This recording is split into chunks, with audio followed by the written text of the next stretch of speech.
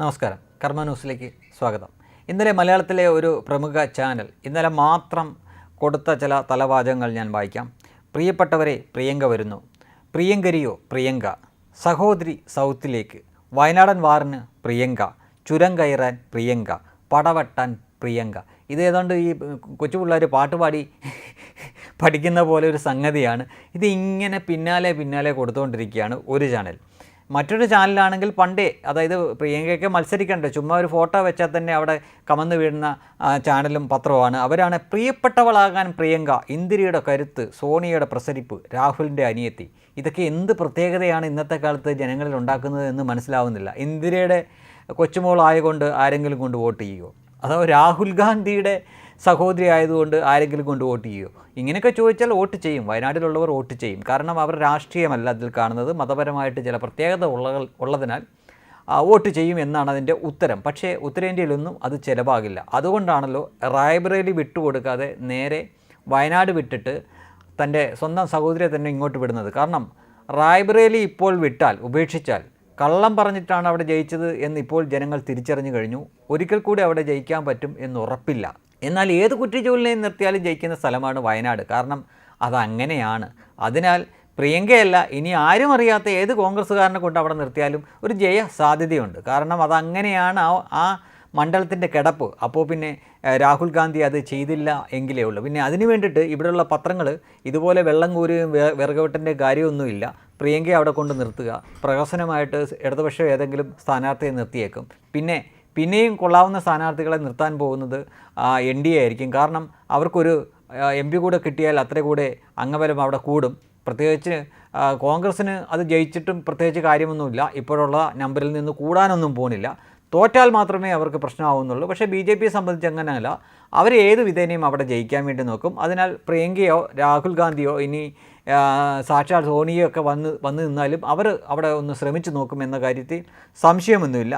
പിന്നെ ഈ മാധ്യമങ്ങൾ എന്താണ് ഇത്ര തള്ളിമറിക്കുന്നത് എന്ന് മനസ്സിലാവുന്നില്ല. സാക്ഷാൽ ഈ രാഹുലിൻ്റെ സഹോദരി എന്നൊക്കെ പറയുമ്പോൾ രാഹുൽ ആരാണ് ഈ ഇന്ത്യ മഹാരാജ്യത്ത്?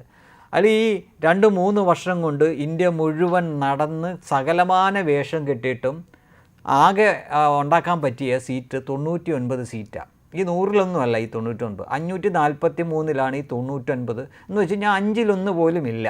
എന്നിട്ട് ആ മഹാനെ നിങ്ങളിങ്ങനെ പർവ്വതീകരിച്ച് വെച്ചിരിക്കുന്ന എന്തിനാണ് എന്ന് മനസ്സിലാവുന്നില്ല. എന്ത് നേട്ടമാണ് അല്ലെങ്കിൽ എന്ത് ഇമ്പാക്റ്റാണ് ഇന്ത്യൻ രാഷ്ട്രീയത്തിൽ രാഹുൽ ഗാന്ധി എന്ന വ്യക്തി ഇതിനകം ഈ 50-55 വയസ്സാകുന്ന കാലം വരെ ഉണ്ടാക്കിയിട്ടുള്ളതെന്ന് ചോദിച്ചു കഴിഞ്ഞാൽ വട്ടപൂജ്യമെന്നാണ് ഉത്തരം.